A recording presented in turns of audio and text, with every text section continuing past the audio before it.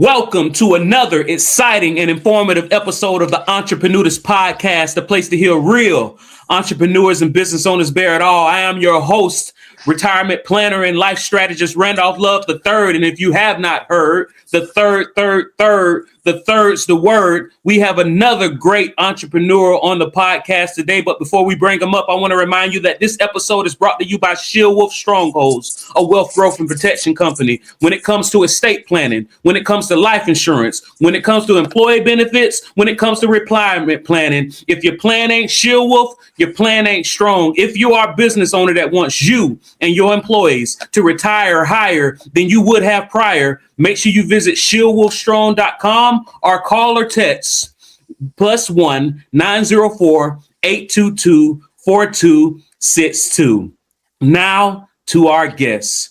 Russell VanBrocklen is a dyslexia researcher and creator of the writing method, a neuroscience-based approach that helps struggling learners turn their ideas into confident, well-structured writing. His work, supported by the New York State Senate and SUNY Research Foundation, has helped students gain multiple grade levels in writing through simple, science-driven routines. Russell now teaches parents and educators practical strategies to unlock the strengths and neurodiverse learners. Russell, welcome to the Entreprenudist Podcast. Thanks for having me. Man, I truly appreciate you. And one thing that I do appreciate is I know initially when we were having this, setting this up, I had to ask you to be flexible and reschedule. And that's when you first let me know of your dyslexia. And I hadn't even read your bio and everything. And I told you some of my best friends, some of my most creative friends have dyslexia. Oh, it's a huge advantage, especially for entrepreneurs. Ever hear of this little show called Shark Tank? I have. 6 sharks. How many of them do you think are dyslexic? Well, with the way you're asking it, I would say maybe 5. 3 of them, Barbara, Damien, and Mr. Wonderful. So dyslexics make up maybe 5-10% of the population. Half the sharks are dyslexic. So it's a real big benefit when you're running a company. Here's the big little secret, though. If you're a dyslexic founder, I can guarantee you what you need is the person behind them is some really extraordinarily organized, detailed person that's right behind them, keeping them on track. Because otherwise, we shoot all over the place. Man, sounds like a visionary to me. You don't have to be a dyslexic person to need that. How long you been doing what you're doing now? 25 years now. Is there nothing that you know now that you wish you knew when you first started? Oh, geez, I could spend hours on that. But the main thing is I didn't realize how freaking impossible it is to get inside the school system and that parents are the ones you're supposed to go to. But I had to take one of the most complicated learning systems in the world and shrink it so that's effective for parents in 10 to 15 minute sessions a day, a couple of times a week. So you wish you knew how hard it was. What did you end up? So it sounds like what you're saying is if anybody is trying to get their curriculum or their program or workshop inside of a school, you need to go to the parents first. Oh, no, just forget about the schools. Okay. They're getting inside the schools is so crazily insane. It's just an absolute nightmare. Go directly to the parents. And here's what I found out. 10 to 15 minute sessions, a couple of times a week. Here's the other thing that you need to do. Find out what the real issue is, solve it, and write your first book. Publish it on Amazon Kindle, okay? And then what I did is I need to do a book tour. Book tours back when we were kids, where you go to a local bookstore, which don't exist anymore pretty much, and then you did a radio interview. Now you do podcast interviews. So I've done, this will be my 170th podcast on Podmatch. I got 120 podcasts that want me to come back once my book comes out, which will be in the next we're hoping in the next couple of weeks. And then I'm going to go back in over 100 podcasts promoting the book, sending out review copies, asking podcasters to review it, and then review it on Amazon, get 50, 100 of those, and then I should be an Amazon Kindle bestselling author, top 10 permanently in that little niche. And that's what you need for credibility. Then the next thing, go and do your TEDx talk. I'm preparing for that one. Wow, is that fun? That is, once you do that, then you'll be taken seriously.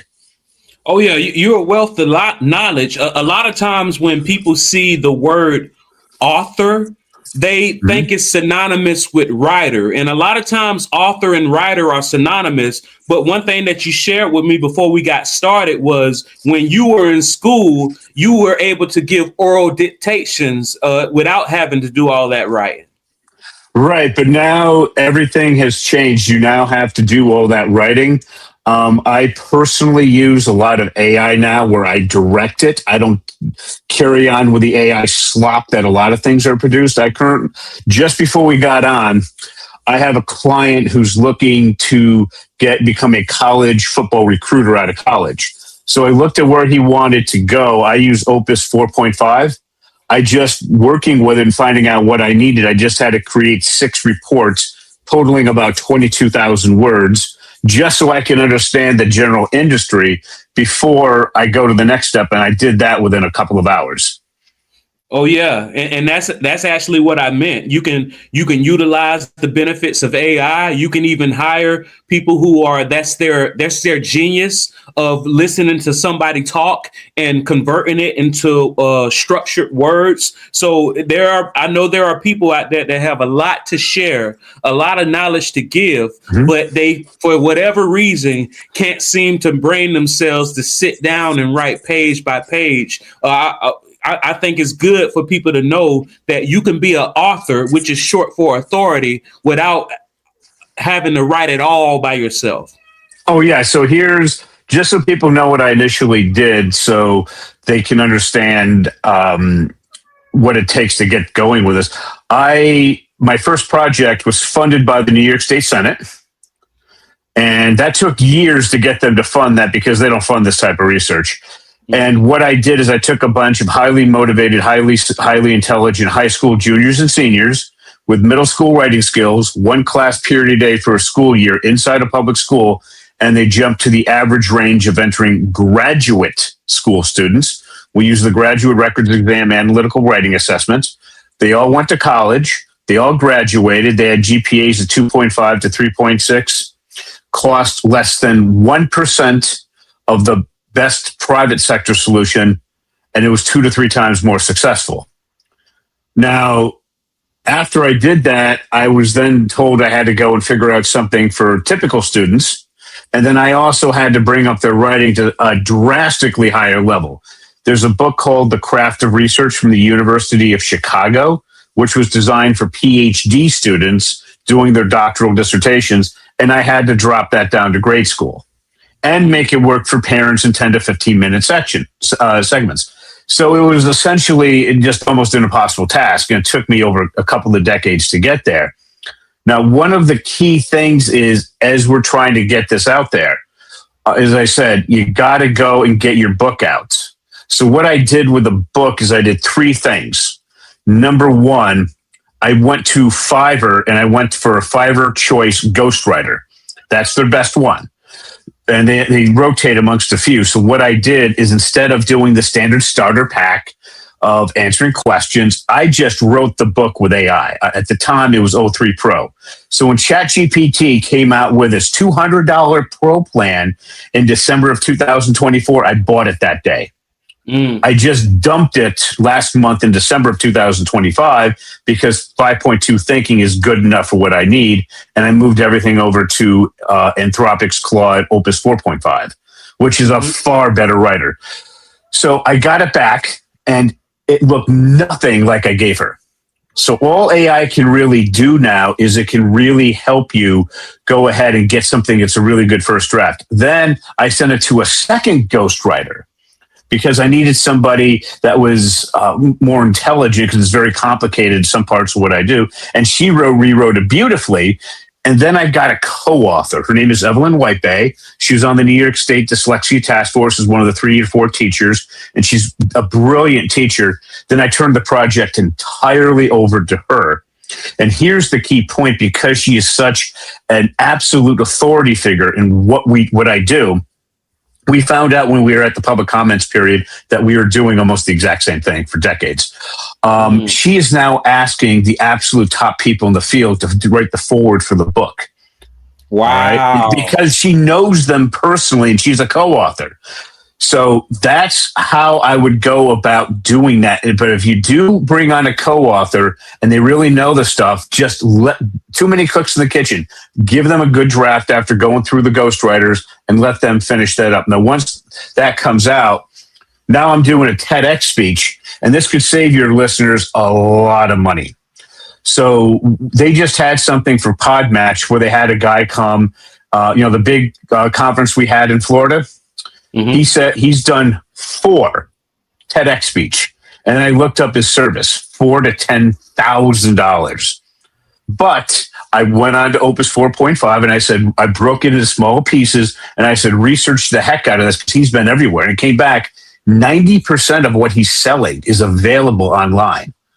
So I used that. I had to create a 47-page report. I used 5.2 thinking for ChatGPT to, I use that as a thinking reviewer because it thinks much deeper. And I ended up with 47 pages. I now have edited my TEDx speech over 40 times. I created a max polish mode with Opus 4.5, but now I will tell it to write a couple 1,000-word prompt where 5.2 thinking from ChatGPT will write me a 3,000 to 5,000 word report. And it'll pick about 4 errors that are micro, which I'll keep about 2 or 3. I will run that about 5 times, have Opus 4.5 redo the prompt so that it stops telling me, ChatGPT stops telling me to fix things I don't agree with. Mm-hmm. And then I run it again for 5 prompts.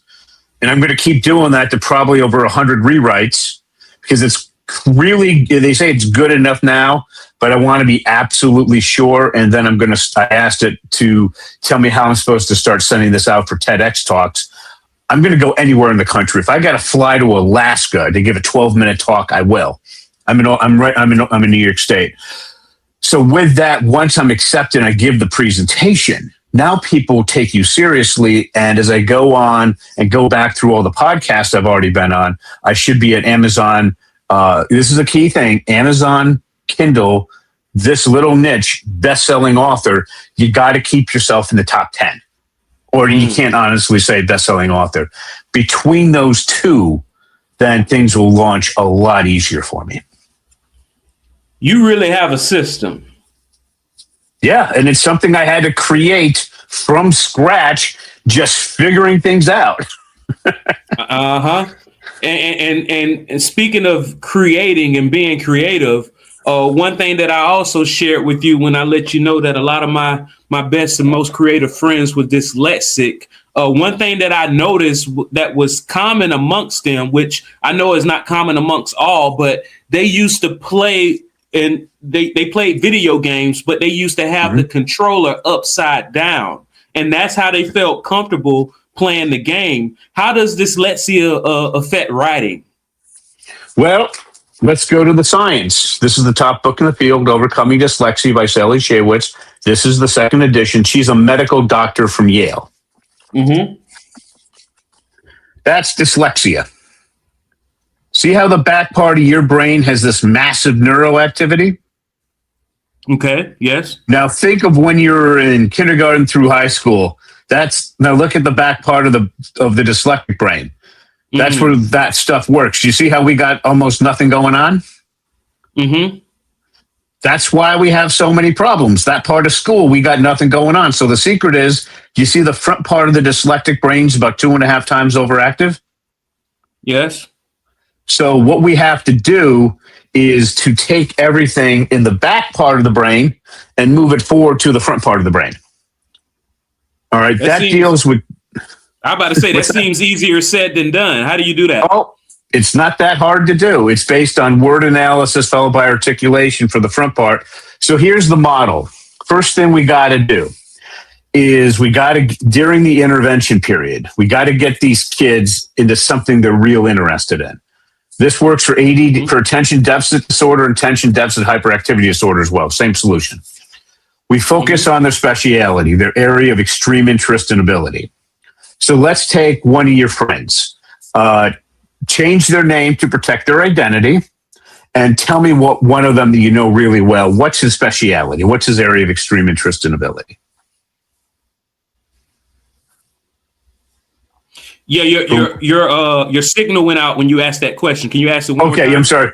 One of your friends that you know really well, change his name to protect his identity, but give me a made up name and tell me what his speciality is, his area of extreme interest and ability. Let's say Bob, and he's great at rhyming words. Okay, rhyming words. Okay, fantastic.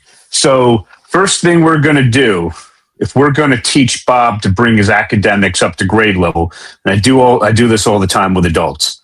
First thing we're going to do is we're going to find a book and an audio book on that specialty. And if we can't find it, then what I do is I go to Opus 4.5. I find out what grade level he's looking for as far as reading. I push it up a little bit so he's a little bit challenged. And I create what he's looking for, and then we go to a company called Speechify. It's $160 a year. I'm sorry, but they don't do monthly plans. It's once a year. And then you can pick, it was created by a dyslexic. You pick your voice, what you're looking for, then it reads it to you that way. All right. So we focus on that speciality. Then here's the main thing. That front part of the brain is 2.5 times overactive. Here's the main thing. It's chaos. There's just no organization. So what we have to do to fix that is we have to force the brain to organize itself by using writing as a measurable output. So if we ask Bob, in your speciality, when you're thinking about rhyming words, do you have ideas flying around your head at light speed, but with little to no organization? He's going to say yes. So then I said, what we're going to do is we're going to force your brain to organize itself by using writing as a measurable output. Let me give you an example. Do you remember in school when you learned about Martin Luther King and his famous I Have a Dream speech? You started off real big picture, then eventually you got down to the details? Yes. Okay. So the standard thing for high school or middle school, depending when you learn it, is what effect did Martin Luther King's famous I Have a Dream speech have on the American 1960 civil rights movement? You ask that to a gen ed kid, they just go and do it. A dyslexic, it's like grabbing fog. Nothing there because our brains are in chaos. What we have to do is we have to ask a specific to a general question. What personally compelled Martin Luther King to want to give his famous speech? Mm-hmm. Then we look up the information in his biography. We answer it. That answer gives us a question, which gives us an answer, which gives us a question, which gives us an answer. Do you see how that forces the brain to organize itself by using writing as a measurable output? Mm-hmm. Okay. Absolutely. And finally, we do word analysis followed by articulation. All right. And if you do all of those three, now you can learn so much faster. How much faster? You're a finance show. Parents, I have seen a lot of them, even those who have a lot of means, if the things aren't fixed by the time the kid's in third grade, because kindergarten through third grade, we learn to read. From fourth and above, we read to learn. So if they failed their third grade reading test, it's an academic emergency. The solution that's been around since the 1950s, or really the 1920s, is an Orton-Gillingham structured language approach where you see it, touch it, hear it, they bring in all the senses. So you're a finance guy. Now imagine you have a family that's saved up like $1 million, but one of their kids is coming home crying every night in fourth grade because they can't read. It's getting worse. So then, like in the Upper East Side of Manhattan, the Windward School can come to the parents and say, we've been doing this for decade after decade after decade. We have a 98% success rate. Give us your child for the next 4 to 5 years, and they will be the most educated kid that they could possibly be, and then we'll send them back to wherever school they came from. We're $75,000 a year just for tuition. Do you see the angst that the parents who have saved and sacrificed now need to give up a huge chunk of this to save their kid? Yes. Or you can do an example of what I just showed you, which is based on modern science. This book, Overcoming Dyslexia from Yale, came out in 2003. So people kept asking, how successful is this? And I said, well, I finally can give you an example because one parent said yes. Her name is Kimberly. We met December 27th of 2024. She's a religious homeschooling mom with some college. She successfully taught Reed, her dyslexic son, who's 10 years old in fifth grade, successfully taught his three brothers and sisters to read properly using standard methods. She failed with him and feels horrible. So I said, okay, let's fix this. Found out his speciality was Logan Wolverine from X-Men. So we picked graphic novels, which she had to pre-read. All right. I worked with her for a half an hour a week for the rest of the school year, which was 5.5, 6 months. She worked with him for 90 minutes a week. She just a couple weeks before we spoke, hired the state of Ohio to assess her kids. It was like $700. Reed was in fifth grade, 10 years old, reading at the 11th percentile, writing at the 4th percentile. I'm not going to give you the data for when they finished, because over the summer, Reed's friends came to him and said, Reed, we want you in public school to be with us socially, in classes and lunch. So in August, 8.5 months after we started, the state of public school in the state of Ohio tested him in a public school. His reading jumped from the 11th percentile to the 64th. His writing jumped from the 4th percentile to the 65th. Wow. He's been getting A's and B's this last semester. It's in normal classes with his friends. If this was January, he would have been put into special ed, away from his friends, unhappy kid. Now he's really happy because his mother taught him she spent less than half the time the public school would have worked with him on, and taught him over 7 times faster. And she's not a professional teacher. She's a mom with some college. That's how powerful this is. And I know going from the low percentile to such a high percentile and being able to go into a institution of learning that your friends are, that inspires a lot of confidence. Your program does talk about moving students from frustration to forever confidence, right? What does lasting confidence look like in a dyslexic child?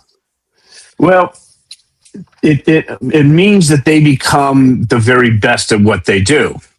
Remember I told you I use the craft of research designed for PhD students? I'm just going to let you know this process doesn't only just work for dyslexics. There's a student that I'm working with. I can't use his name and probably for the next few weeks until his dad gives me permission. But he's the son of a podcaster I was on. I'm just going to call him John. John is in 5th grade. He's 10 years old. He's not dyslexic. He scored in the 99th percentile in science and math. He wants to get his PhD and work for NASA. Okay? So I gave him his first document that I created with artificial intelligence, was on the history of Mars. I created the whole thing at the PhD level using peer-reviewed PhD sources. Then I lowered it to reading level of 9th grade, and the content being the difficulty being 12th grade. He's 10, and that's just right for him. So where we're going to push to get him to publish is where there's this huge mountain on Mars that is literally 3 times taller than Everest, that literally breaks into their atmosphere out in space. And he's thinking that's helping it leak, and how can we work with that? That's what we're pushing for him to do an academic paper on, that we're going to try to get published. Wow. Probably in the next 5 to 10 years. Okay. So the same thing happens with dyslexics. When I went to learn to read, I had a first grade reading and writing level. I learned to read in law school. My second day in contracts, the professor called on me, and I didn't respond as a student. I argued as his equal for 15 minutes until he had to give up. Okay. Then when I had to go and get my work approved by a senior professor, people said it was going to take years. I did in less than 2 weeks. Okay. Dyslexics in grad school, because that overactive front part of the brain, that's the grad school part of the brain.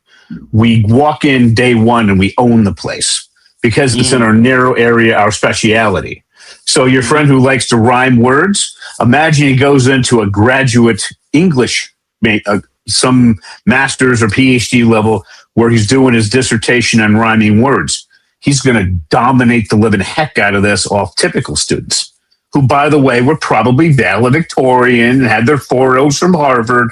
Then they go into a grad program and the dyslexic just eats them for lunch because they ask, can you contribute something to this narrowly focused field, which we've been focusing on since we were 5? And the answer is not only yes, but heck yes. We do it that day, first day, or soon thereafter. And it's really unfair. Oh yeah, I know that same friend. What was happening was he was trying to get a professional license, and he had failed it 3 times. Literally failed it 3 times back to back. And then he hadn't even told me that he was trying to get this license. And when he finally told me that he was trying to get a license, my idea was, bro, instead of trying to remember all of these things, you're dyslexic. I didn't say that, but we both knew that, it was hard for him to do. I say, instead of trying to remember these things, let's just come up with rhymes. And all I did was I spent a couple hours with him and we took a couple sections and we turned some of the concepts into song. So the license had nothing to do with rhyming, but we took his specialty, like you said, and we turned some of those concepts into songs. And I only did that once with him, and he went back home and he turned all of the other concepts into songs. And the very next time he took it, he passed. Yeah. Here's another thing. That's a way of doing it. Or you can focus on bringing stuff up to the front part of the brain and just solving it. Honestly, I do that with adults all the time. I've taken some guys who can't read or write anything. And the thing is with my process, the older you are, the quicker you can pick it up. And I could show a friend like you how to solve this for them. And usually takes them around 6 to 12 months, a couple of sessions a week, 10, 15 minutes a session. Sometimes as adults, they want to go longer, half hours, up to you guys. And it's not that hard to do. Let's say somebody is listening to this, they may be dyslexic, or they have children or close family members or friends that are dyslexic. What books should they be reading? Well, the first thing is you want to get an idea. This is Overcoming Dyslexia. Do not read the parts where she says what to do with the research because she's wrong, but just understand what it is. All right. And then the book that I have coming out, we tentatively titled it Literacy and Dyslexia Reading Turnaround, where literally it's Kimberly's story with her son Reed and how she succeeded. And just so you know what we're doing, what we've started with Reed is we've now moved on to teach him really advanced level body paragraphs. I'm talking the ability to write at the high school to college level.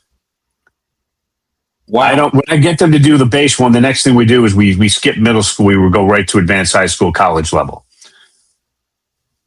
Oh, you're not playing radio, are you? No, we don't plan. I'm doing the craft of research. I am literally showing these kids writing ability that a lot of grad students don't have, because the professors, when I presented this in New York City in 2006, I got to admit, I was feeling a little cocky. I walked up to some senior professors and I said, I had 2 students in the last year who was writing at the middle school level, and now verified by a State University of New York distinguished professor in psychology are writing at approximately the 70th percentile of entering graduate students. And they looked at me and said, we don't care.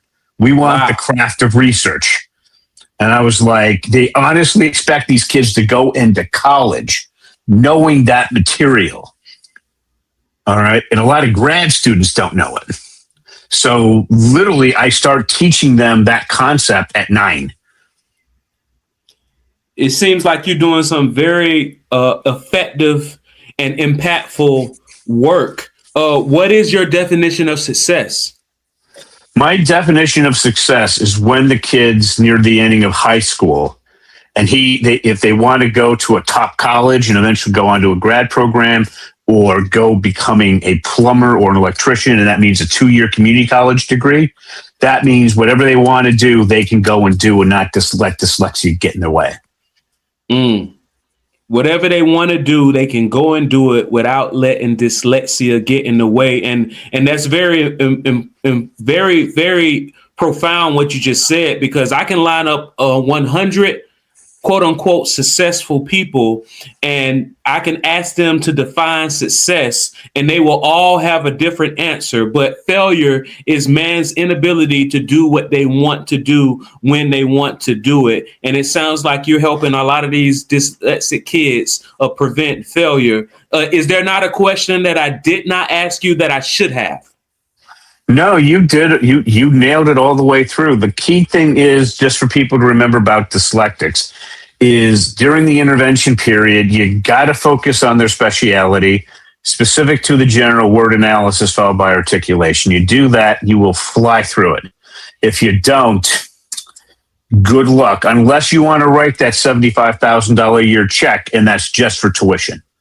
If you do, I recommend the Gowell School in Western New York. They're GOW.org. They're celebrating their 100th anniversary this year. Okay. And I like your approach. You give options. You don't just say what somebody should or shouldn't do, but what you do is you say what you recommend, but then you also give alternatives. Well, here's the thing about these private dyslexic schools. All right, you're running a business. You go to Gowell starting in 5th grade. Boys show up in jackets and ties. So do the girls.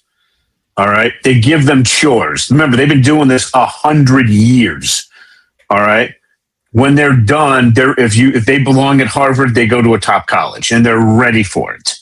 But because of all that, because of the work they make them go through, just the chores they make them do, these aren't spoiled little brats that come out of some private schools. These are very down-to-earth kids, and they molded them that way.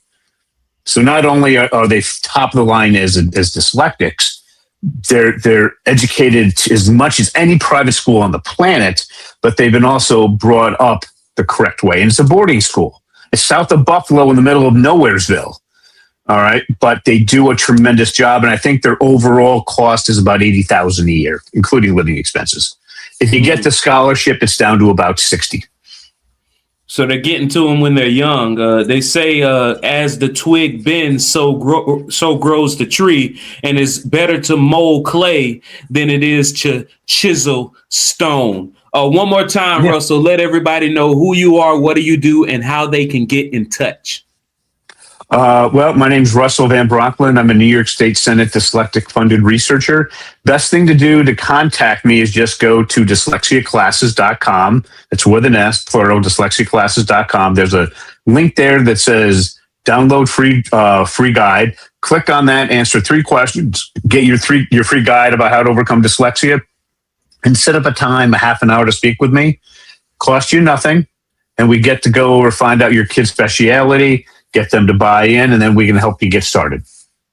Oh, man, I really appreciate it, Russell. And this has been another exciting and informative episode of the Entreprenudist Podcast, the place to hear real entrepreneurs and business owners bear it all. I am your host, life strategist and retirement planner, Randolph Love III. And until next time, don't play with it. Stay with it until you make pay with it. This is the Entreprenudist Podcast, signing off.